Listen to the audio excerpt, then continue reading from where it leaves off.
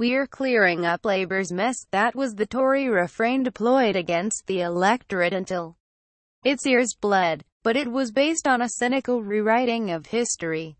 Labour had not caused the global financial system to implode. The Tories had backed every penny of their opponents' public investment until the end of 2008, despite their later, shamelessly dishonest narrative that overspending had caused the country's woes. If Labour committed a crime, it was a failure to properly regulate the banks in an era in which the party was too enthralled to market ideology. Calls for flexible Brexit tax rejected as Barnier expresses frustration. Read more. Britain is again in the grip of crisis, and this time the blame can be placed at the feet of only one party. The Tories had a nightmare, and we're all trapped in it.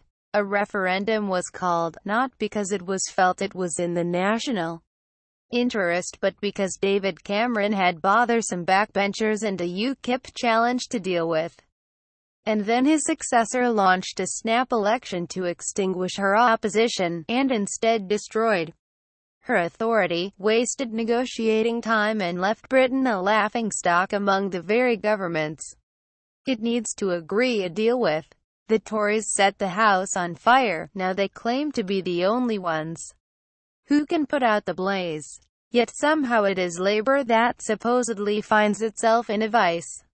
Last weekend it committed to a transitional phase after Britain leaves the EU in the spring of 2019. We should seek to remain in the customs union and single market for that period, the party declared.